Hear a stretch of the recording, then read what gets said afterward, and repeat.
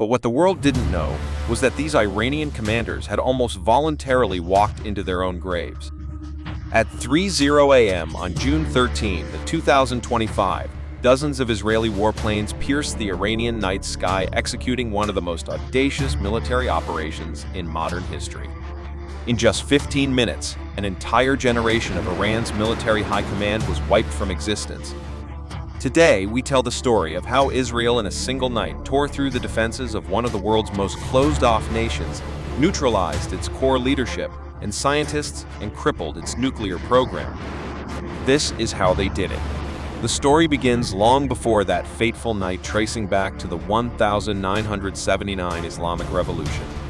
From that moment, Iran became Israel's sworn enemy, and for decades, the two nations have been locked in a shadow war. Iran poured vast resources into creating its so-called axis of resistance, a ring of fire surrounding Israel. Hamas in Gaza, Hezbollah in Lebanon, and Shiite militias in Iraq were armed and funded with hundreds of millions of dollars annually, transforming them from mere militant groups into near-conventional armies, equipped with precision-guided missiles. Israel's response was a strategy it perfected over decades, the war between wars. It was a campaign of carefully selected airstrikes, sabotage of critical facilities, and surgical assassinations. To an outsider, these were just scattered conflicts. But for Israel, these decades were a crucible forging its most lethal weapon, the Mossad.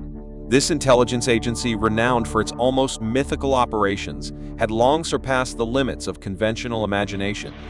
The agency's legacy was built on legends like the 1960 capture of Adolf Eichmann in Buenos Aires. But its modern methods were even more terrifying. In 2020, they used an AI-controlled robotic machine gun operated from thousands of kilometers away to assassinate nuclear scientist Mohsen Fakhrizadeh on the streets of Tehran. 15 bullets took out the target, leaving his wife sitting just 30 centimeters away, completely unharmed. The death of Qasem Soleimani in January 2020, though carried out by the U.S. military, was made possible by core intelligence from Mossad agents on the ground at Baghdad airport who tracked the Quds force commander to his final moments. However, the world truly witnessed Israel's capabilities in September 2024. In a single coordinated moment, thousands of pagers and walkie-talkies belonging to Hezbollah members exploded simultaneously across Lebanon and Syria. Mossad had infiltrated their entire supply chain, turning communication devices into bombs. Hidden inside the battery of each device was a microcharge of PETNA, high-energy military explosive, powerful yet incredibly difficult to detect. This operation, code-named Whaling Pagers, was years in the making. Mossad, operating through shell companies in Hungary and Bulgaria, had penetrated the supply chain of Gold Apollo, the Taiwanese company that manufactured the devices for Hezbollah. A single remote activation signal sent through Lebanon's telecommunications network caused the devices to first beep for 10 seconds, then detonate randomly. The enemy's own tools of communication had become their instruments of death. Hundreds of Hezbollah's grassroots command nodes were instantly paralyzed. This wasn't just about killing. It was about destroying the enemy's trust in any form of technology. The bloody Hamas attack of October 7, 2023, was proof that Israel's strategy of containment had failed. It was no longer enough to just make the enemy suffer. The root of the problem had to be eliminated. And that root had a name: Iran's nuclear program. Israeli intelligence had reached a terrifying conclusion. Iran was only weeks away from being able to build a nuclear weapon. Its scientists had already enriched uranium to 90%, a hair's breadth from the 93% required for a weapon. Inside the underground facilities at Fordo and Natanz, thousands of advanced IR-6 centrifuges hummed around the clock. The Fordo facility was buried deep within a mountain near the holy city of Qom, its centrifuge halls located 180 meters underground. The dual-layered underground fortress at Natanz was protected by 8 meters of reinforced concrete. A factory in Isfahan was producing the heavy water needed for a plutonium path to the bomb. Most alarmingly, satellite imagery revealed that the Iranians were secretly developing the nuclear detonation device itself. The regime had, in essence, already crossed the nuclear threshold. If they made the decision, they could break out within a week. Israel faced an impossible situation. Iran's top commanders never gathered in the same place at the same time. Their security was tight, their movements unpredictable. How could they strike targets scattered across Iran's vast territory? How could they ensure a simultaneous takedown, leaving no time for a response? The answer lay not in conventional force, but in psychological warfare. For months, a peculiar diplomatic charade played out on the world stage. Trump repeatedly voiced his opposition to an Israeli military strike, insisting on negotiations. Meanwhile, Netanyahu publicly claimed that Trump had halted his military plans, giving Iran a 60-day window for talks. The performance was utterly convincing. Iran's leadership, fixated on the public rift between the US and Israel, saw all the signs that Israel would not dare to act alone. It was the perfect signal to lower their guard. Israel had created what experts call cognitive paralysis. They weren't attacking Iran's defense systems first. They were attacking the psychological defenses of its commanders. Simultaneously, an unprecedented secret logistics operation was unfolding inside Iran itself. For months, Israeli commandos had infiltrated the country, exploiting its long, porous borders with 7 neighboring nations. More critically, Israel successfully recruited a large number of Iranians who were disgruntled with the regime. Mossad armed and trained them, strategically placing them across the country like scattered seeds. These agents silently smuggled in a complete military infrastructure, suicide drones, precision-guided missiles, communication systems, hidden arms caches, and secure off-grid networks. An invisible web was cast over Iran. The arsenal included Israeli Harab and Delilah loitering munitions with ranges exceeding 600 kilometers and Popeye turbo cruise missiles with 200-kilogram warheads designed to penetrate hardened bunkers. The communication systems used frequency-hopping technology and quantum encryption, making them impossible for Iran to intercept. Base stations disguised as civilian telecom equipment or satellite dishes were spread everywhere. The operational cells were strictly compartmentalized, each unaware of the other's existence. The weapons were smuggled in pieces, hidden inside trucks, transporting Persian rugs, pistachios, and other Iranian exports.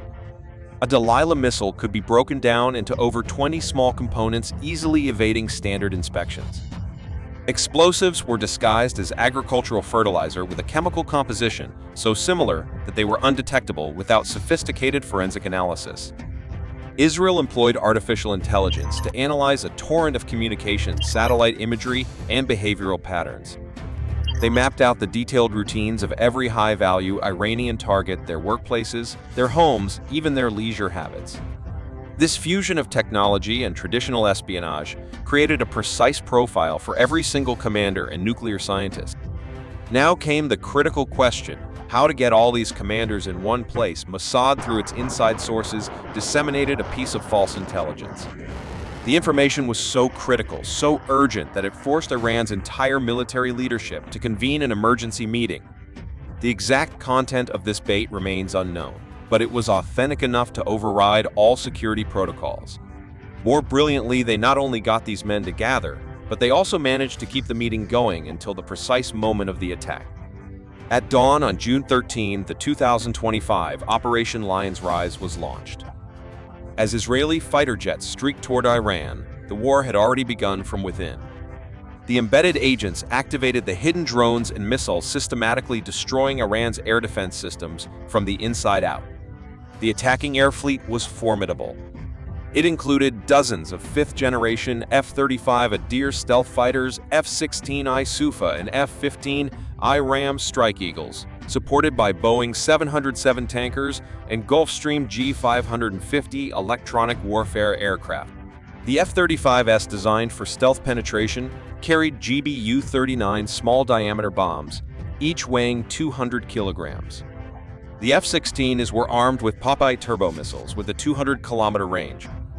But the heaviest hitters were the F-15, carrying the GBU-28 bunker buster, a 300-kilogram behemoth capable of drilling through 30 meters of reinforced concrete. Each aircraft had a specific target assigned based on years of satellite and human intelligence. Russian-made S-300 air defense missile batteries and early warning radar stations were eliminated before they could even detect the incoming strike. The embedded agents had even planted electromagnetic jammers at radar sites, tearing black holes in Iran's air defense network.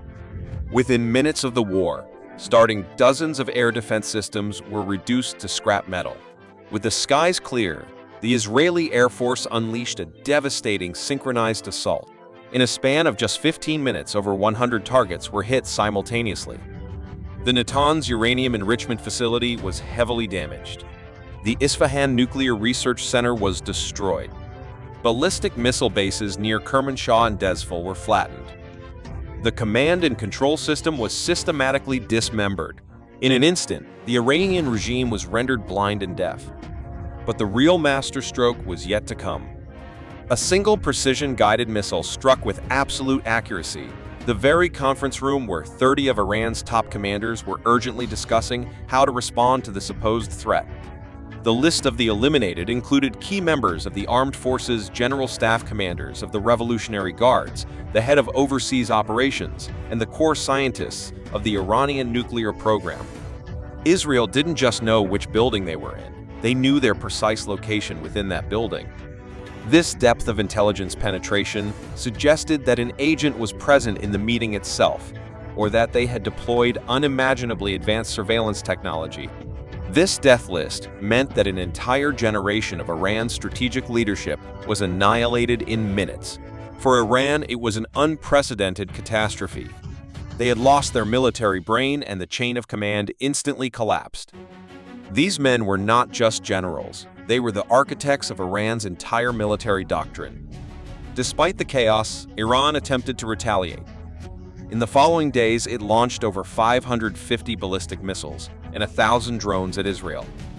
Air raid sirens wailed continuously in Tel Aviv, Jerusalem, and Haifa. The Iron Dome, David's sling and arrow anti-ballistic missile systems, worked at full capacity. Iran primarily used its Shahab-3 missiles with a 1,300-kilometer range and the Sejal-2 with a 20-kilometer range, along with its newest Khaybar-Sheikh and high maneuverability missiles. This was supplemented by waves of Shahed 136 suicide drones. The Israeli multi-layer defense system kicked in.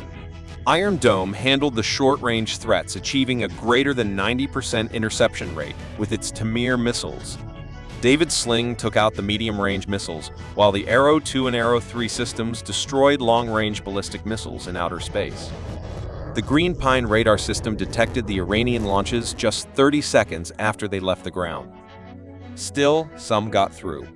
Soroka Medical Center in Beersheba suffered significant damage. The Weizmann Institute of Science was hit. A missile left a hole in the side of a residential building in Ramat Gan. 28 Israelis were killed and hundreds were injured. But strategically, Iran's counterattack was crippled. Its most experienced commanders were dead and its launch sites were in ruins. Iran was fighting blindfolded with its hands tied. Ironically, before the attack, Iranian leaders had boasted of opening the gates of hell. Their rhetoric promised a devastating response, but the reality was a chaotic and inefficient counterpunch. On June 22, the United States officially revealed its role. Trump had authorized the use of American bunker buster bombs to strike the deepest underground nuclear facilities at Fordo, Isfahan, and Natanz. Only these colossal bombs, capable of penetrating tens of meters of rock and concrete, could reach Iran's most protected nuclear labs. B-2 Spirit stealth bombers dropped the GB U-57 massive ordnance penetrators, each weighing a staggering 13.6 tons. This weapon can punch through 60 meters of reinforced concrete before detonating. The mission involved multiple B-2s and several waves, refueling over the Mediterranean and flying a stealthy 14-hour route escorted by F-22 Raptors. The effect was cataclysmic. The tunnel complex at Fordo collapsed, burying hundreds of millions of dollars worth of centrifuges. The explosion registered as a 4.5 magnitude earthquake picked up by seismographs hundreds of kilometers away. Subsequent satellite photos showed a crater nearly 50 meters in diameter, where the facility's entrance once stood. Iran's belated attack on the Sel Udeid Air Base in Qatar was too little, too late. On June 24, after 12 days of intense fighting, Trump announced a ceasefire, claiming that both Israel and Iran had almost simultaneously requested his mediation. The world was stunned that Israel had coordinated an operation of this magnitude without a single nation detecting it. Iranian intelligence, Russian agents, and even Israel's staunchest allies were kept in the dark until the final moment. This campaign redefined the limits of modern warfare. Israel demonstrated how AI can become a lethal tool of national defense, from remote drones and facial recognition to predicting behavioral patterns. But more importantly, it proved that the human mind can be more powerful than any bomb. The psychological warfare that lured Iran's commanders into a single room was the most devastating weapon of all. According to Israeli intelligence assessments, Iran's nuclear program was set back by several years, perhaps even a decade. The eliminated scientists represented decades of irreplaceable expertise. The destroyed facilities would take years to rebuild. Fareydun Abbasi Davani, the former head of Iran's Atomic Energy Organization, was killed along with 9 other top nuclear scientists. His death erased 30 years of uranium enrichment experience. His successor, Saeed Mohammad Mehdi Zahidi, also died in the June 13 strike. Natanz lost over 80% of its operational centrifuges, and the underground explosions caused large sections of the facility to collapse. Fordo's structural damage was so severe that it would require a complete reconstruction, a process estimated to take at least 5 years. The economic cost was staggering. Decades of investment amounting to hundreds of billions of dollars were wiped out. Billions worth of equipment became rubble overnight. The conflict triggered new, harsher international sanctions, making it even harder for Iran to acquire the technology needed to rebuild. But even as the dust settled, a chilling reality remained. The 86-year-old Supreme Leader Ali Khamenei was still in power.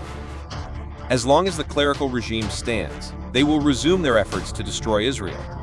As former Prime Minister Naftali Bennett warned, they will certainly try to restart the nuclear program. The question is how we stop them again. Operation Lion's Rise was a textbook case for the future of conflict. In an age of AI and cyber warfare, the rules of war have been permanently rewritten. The lines between the physical and the digital, between reality and perception, have blurred to the point of disappearing. Israel didn't just alter the military balance in the Middle East. It wrote a new chapter in the history of warfare. And yet the war in the Middle East is far from over.